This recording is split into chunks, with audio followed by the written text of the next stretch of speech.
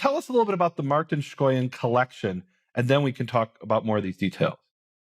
Well, Martin Schøyen has, I would say, probably the greatest collection of ancient manuscripts all over the world, ranging from China to Greece, Arabic stuff, Mesopotamian things, etc. So he's a great collector. He has great collections, and people in many different areas are working with him and are publishing the things that he bought. Many of them are new. And so I know Assyriologists, I know other people who all have access to it, and they're doing it. The problem only is that initially he started also collecting some of the fragments of the scrolls that actually were found in the 40s, probably in 1947 from Cave 1, some bits and pieces that were not in institutional hands, and he bought those. So he had a few scrolls fragments. And those were legitimate fragments, you're saying? Those were legitimate. We know of them already, photographs from the 40s, but they belong to the Mar Samuel, who was the Syrian Orthodox priest who was at that time in Jerusalem, but later went to the States, and then he gave it to, etc. So it went from place to place. And I think the ones he first bought were not those of Mar Samuel, but which Mar Samuel gave to John Trevor. So John Trevor, also someone in the States, had a few small fragments, and at some point they were sold. So let me get a bit of a background for people. So for those who don't remember, we're told that the Dead Sea Scrolls were found by this Bedouin in 1947. Even that, some of the details of that are being questioned, as I understand. Was he really looking for his sheep, or was he looking to ransack the caves? Maybe you could talk about that. In any event, they end up in the hands of these different people, and you're saying, and then most of them end up in the hands of either the state of Israel or some Israeli institution, or Jordanian institutions. And then in 1967, the Jordanian scrolls, with the exception of maybe a dozen in Amman, end up in Israeli hands. And you're saying some of the scrolls never ended up either in Israeli or Jordanian hands. They were in the hands of private people, and those end up in the Schøyen collection, some of them. Well, initially a few of them. So John Trevor is famous among scroll scholars because he was the one who made the first photographs in 1948. And he was on good terms with everyone involved, and especially Mar Samuel. And I'm not sure, I don't know the details, but in any case, he received a few very small fragments as a token of friendship or whatever. And 50 years later, more or less, those were bought by Schøyen. So he had a beginning of his collection.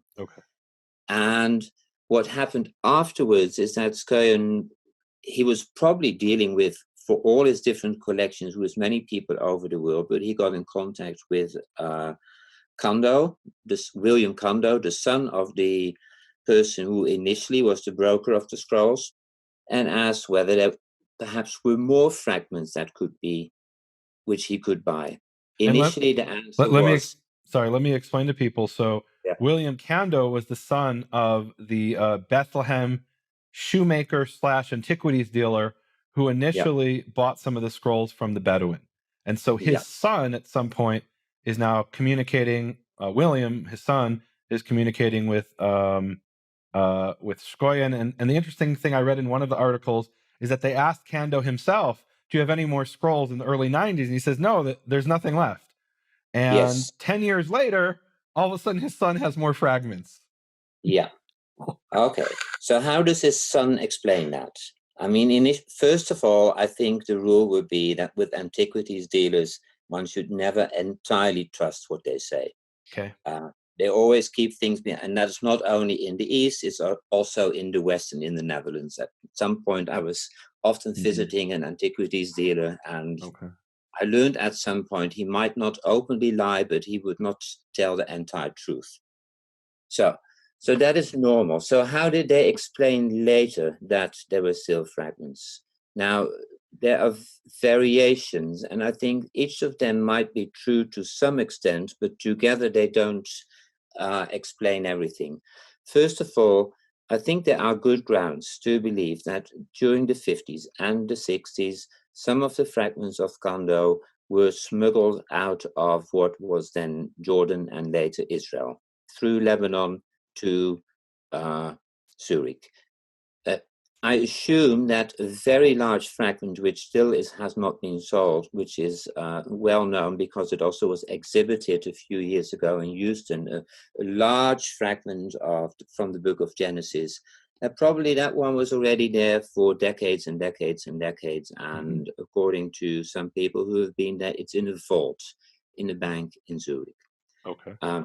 Now, having a major fragment, perhaps this size, is something completely different than having tiny, small fragments of a quarter of a credit card or whatever. And that's most of what we're dealing with. They're very small fragments. We are dealing with very small fragments to very large fragments. Okay. I mean, among the two post-2002 ones. Okay. So this is one. Apparently, several or more fragments were found their way to the Lebanon and perhaps from Lebanon to Switzerland. A second case, which can be demonstrated at least in a few cases, is that where Kando bought back or brokered for the heirs of those who had bought fragments in the 50s and 60s. That means all kinds of Europeans and Americans, and perhaps even other ones, bought fragments mostly from Kando during that time. And he probably kept a logbook or whatever, and the young Kando, his son, says that he has contacted some of those people and asked whether he could buy back the fragments and retrade them. Now, I think there's one clear case where this has happened, where we know actually that this person had the fragment for many years and that his family sold the fragment back. And I can imagine that in a few other cases, that was also the case. Can I interrupt for a second? So one of the issues here, and correct me if I'm wrong, I believe one of the issues here is the legality of this international trade in antiquities. There's a UNESCO treaty, which, as far as I understand, Israel's not a signatory to, but Israel has the 1978 Antiquities Act, which says that, and this is hard for a lot of people to understand. If I go and dig in Israel and I find a coin, that coin belongs to the state of Israel, even though the state of Israel didn't know it existed. And that's actually the case in most countries. And because of the international law, if that coin ends up in New York, you can go to court, the state of Israel can go to court and demand the coin be returned, even though they never knew it existed before I discovered it, if they can prove it came from Israel. Yeah. So that's part of the issue of the murkiness of where these fragments are coming from. Am I right? Yes.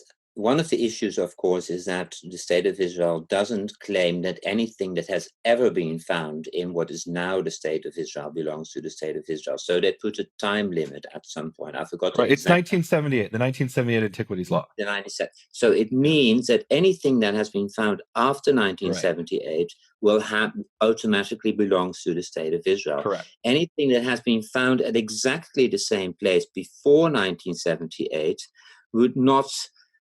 These rules would not apply. Correct. So theoretically, I'm not saying that is the case, but this is another option. If you would find something, let's say in 1998, you should not claim that you found this in 1998. You should claim this was actually already found in 1948, but we have just kept it somewhere hidden. We have kept it in Zurich or whatever, and now we are going to bring it for sale. So this could be an explanation of some of the fragments that have turned up, namely that they were found much later, but claimed to stem from Qumran and found in the 40s or early 50s. Okay. The fourth option is that at some point I pressed someone who was close to Kando. I said, why doesn't he give disclosure where all of a sudden all these fragments come from? And then he came back at some point with a kind of strange story. Yes, Kando claimed that he had found some kind of box somewhere hidden in his father's house where these fragments were. So it means that though some of the scenarios could explain some of the fragments, there's no openness on specific fragments or on the group as a whole where they come from. So this is what I call so-called post-discovery provenance, that even if you know that they probably would be authentic, we don't know what happened with them between 1947 and, let's say, when they came on the market. Okay. And this has always been stated because of this murkiness of the trade or of the privacy of those who owned it, etc. And once again, this doesn't apply to the over 10,000 fragments that are in the hands of the Israel Antiquities Authority and the dozen or so fragments in Amman, and I think there's some fragments legitimately in Paris as well. I mean, those are considered 100% legit, no question. Yes. Okay. So basically, one could easily state that those who selected those fragments, who bought them in the 1940s and 1950s, already had a keen eye for what would be authentic or not, because people sometimes came there with scribbles that didn't even look like Hebrew, and they put them in between, but they selected them out immediately. And I would say at that point, there was not even the expertise to make these kinds of forgeries or texts as have come on the market now.